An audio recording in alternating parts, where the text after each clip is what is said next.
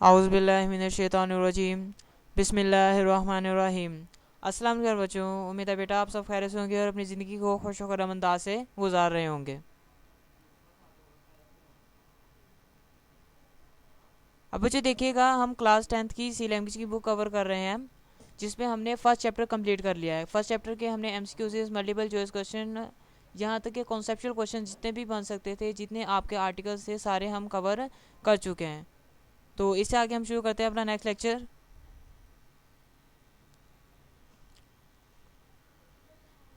अब स्टूडेंट्स, अगर हम बात करें सेकंड चैप्टर की, तो आज के लेक्चर में हम सिर्फ देखेंगे इंट्रोडक्शन ऑफ चैप्टर 2 कि सेकंड चैप्टर जो सा आपको करवाया जा रही है, जो आप कर रहे हैं क्लास 10th के अंदर, वो चैप्टर आपको क्या क्या चीज़ें सिखाता है, क्या क्या चीज़ें उसमें ऐसी ऐसी आएंगी जो आपके सी लैंग्वेज पढ़ने की, सी लैंग्वेज करने की स्किल्स को इम्प्रूव करेंगी चीज़ें।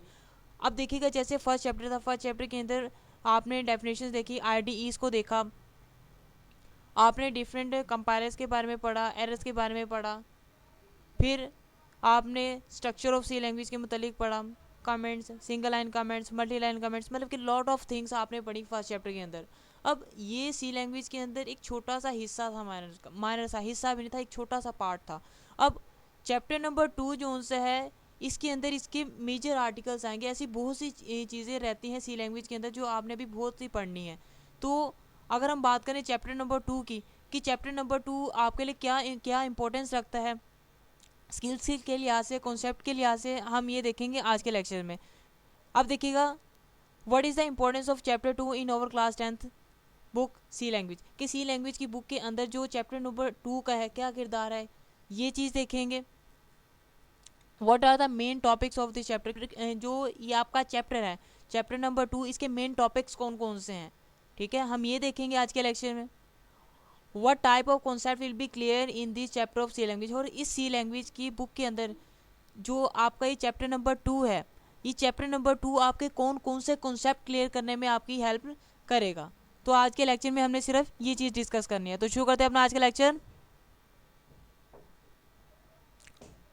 अब बच्चे देखिएगा, इनपुट एंड आउटपुट फंक्शंस, जो चैप्टर नंबर 2 है आपका, उसका नाम है इनपुट एंड आउटपुट फंक्शंस। आप इस चैप्टर के अंदर देखेंगे इनपुट आउटपुट फंक्शंस क्या होते हैं, और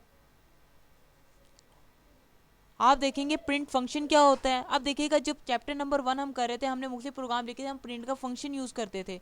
अब हमने वहाँ पर जो प्रोग्राम्स किए, ये जो हमने लिखा, हमने सिर्फ इस लिहाज से प्रिंट फंक्शन को देखा था कि बस हम कोई टेक्स्ट को आउटपुट स्क्रीन पर शो करवा सके। लेकिन चैप्टर नंबर 2 के अंदर हम इस पर ब्रीफली बात करेंगे कि प्रिंट फंक्शन किस तरह यूज़ किया जाता है, इसकी ब्रीफली डिस्कशन हम करेंगे। फिर हम स्कैन फंक्शन को देखेंगे, इसके बाद स्कैन फंक्शन क्या होता है, इसकी वर्किंग क्या है, ठीक है, ये चीज़ हम देखेंगे। फिर अब बारी आ जाती है फॉर्मेट स्पेसिफायर्स की, कि सी लैंग्वेज के अंदर फॉर्मेट स्पेसिफायर्स होते क्या हैं, इनको यूज़ कैसे करते हैं, ठीक है, इस पर डिस्कशन करेंगे। स्केप सीक्वेंस किसे कहते हैं, स्केप सीक्वेंस होता क्या है, स्टेटमेंट टर्मिनेटर के मतलब पढ़ेंगे। एंड हम पढ़ेंगे गेट फंक्शन के मतलब कि सी लैंग्वेज फंक्शन के सी लैंग्वेज के अंदर गेट फंक्शन का क्या इस्तेमाल है, आप किस तरह प्रोग्राम के अंदर गेट फंक्शन को इस्तेमाल कर सकते हो।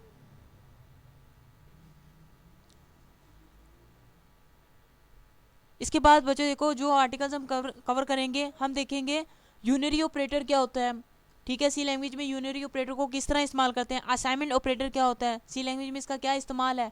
अर्थमेटिक ऑपरेटर्स क्या होते हैं, ठीक है, प्रोग्राम्स के अंदर इनको कैसे लिखा जाता है। रिलेशन ऑपरेटर्स क्या होते हैं, इस पर डिस्कशन होगी।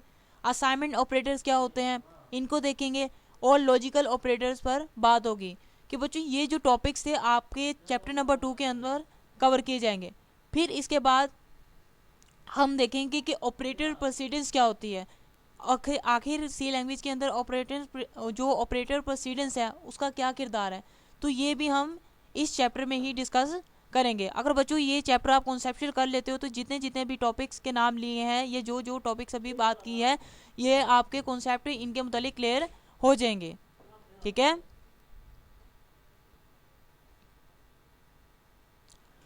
अब नेक्स्ट बच्चों देखें, अगर हम बात करें कंप्यूटर की, a computer is a device that takes data as input, कि कंप्यूटर वो डिवाइस है, वो आला है जो इनपुट लेता है, प्रोसेस करता है, काम करता है, that data and generates the output, वो क्या कंप्यूटर क्या करता है, एक ऐसा आला है जो इनपुट लेता है, ठीक है, उस पर वर्किंग करता है डाटा पर, और आपको आउटपुट जनरेट करके देता है, आउटपुट देता है, इंफॉर्मेशन देता है, ठीक है।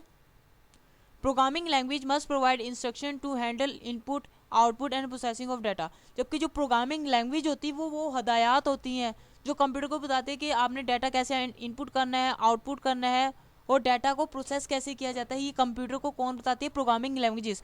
प्रोग्रामिंग लैंग्वेजेस असल में हदायत का वो मजमुआ होते हैं जो कंप्यूटर को बताने के लिए इस्तेमाल होती है कि आपने कोई सा भी काम कंप्यूटर साहब कैसे करना है, ठीक है। हम नेक्स्ट बच्चों देखो, इनपुट आउटपुट फंक्शंस। सिंपल अगर हम बात करें, and we need a way to provide input and show output while writing a programs. कि जब हम प्रोग्राम लिखते हैं तो हमें ज़रूरत महसूस होती है कि हम कैसे प्रोग्राम को इनपुट दें, आउटपुट लें, ठीक है। तो इसके लिए बेसिकली सी लैंग्वेज के अंदर प्रिंट फंक्शन यूज़ होता है आउटपुट दिखाने के लिए, आउटपुट स्क्रीन पर, ठीक है। हम देखेंगे इस चैप्टर के अंदर कि प्रिंट फंक्शन का बेसिकली आप आउटपुट प्रिंट फंक्शन को यूज़ करते हुए कैसे आप आउटपुट दिखा सकते हो आउटपुट स्क्रीन पर, ठीक है। हम ये पढ़ेंगे इस चैप्टर के अंदर। और हम देखेंगे सी लैंग्वेज के अंदर जो स्कैन फंक्शन होता है, बेसिकली तो ये आउटपुट के लिए इस्तेमाल होता है, ठीक है, आउटपुट लेने के लिए इस्तेमाल होता है, इस पर बात होगी। तो बच्चों ये जो टॉपिक्स थे ये कवर हमारे होने इस चैप्टर नंबर 2 के अंदर। जो हमने कंप्यूटर के मतलब थोड़ा सा पढ़ा और इनपुट आउटपुट फंक्शन के मतलब पढ़ा, ये सिर्फ माइनर से थिंग थी, ये सिर्फ थोड़ी सी इंट्रोडक्शन थी। अब इससे आने वाले नेक्स्ट लेक्चर में हम देखेंगे कि प्रिंट फंक्शन, स्कैन फंक्शंस क्या होते हैं, प्रिंट फंक्शंस का इस्तेमाल क्या है, इनके ज़रिए हम कैसे इनको प्रोग्राम में हम लिख कैसे सकते हैं, इनके मुख्तलिफ यूजेस के ज़रिए हम प्रिंट फंक्शन को इंशाल्लाह समझेंगे। तो ये बात होगी आने वाले नेक्स्ट लेक्चर में इसके लिए। तब तक के लिए बच्चों के अंदर, ठीक है।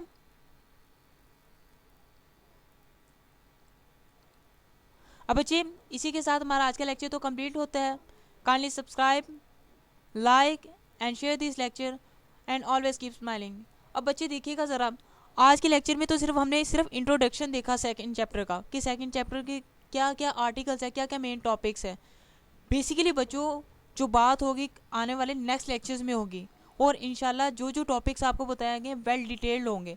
एक बार अगर आप ये चैप्टर्स के कॉन्सेप्ट समझ लेंगे, इन टॉपिक्स के कॉन्सेप्ट समझ लेंगे, तो आई डोंट थिंक सो कि आपको कोई प्रोग्रामिंग में मसला होगा आपके लेवल पर। बट इंशाल्लाह कहते हैं ना कहीं खामी रह ही जाती है। तो जहाँ पर अगर खामी रह जाए तो काइंडली बच्चों आप कमेंट्स कर दिया कीजिएगा, इंशाल्लाह नेक्स्ट लेक्चर्स में वो इम्प्रूव कर दी जाएंगी। अपनी तरफ से हम पूरी कोशिश करेंगे कि आपको वेल डिटेल लेक्चर्स और वेल डिटेल कॉन्सेप्ट्स आप तक पहुँचाए जाएँ। तो बच्चों हंसते रहें, मुस्कुराते रहें और दुआओं में याद रखिएगा। अल्लाह हाफिज़।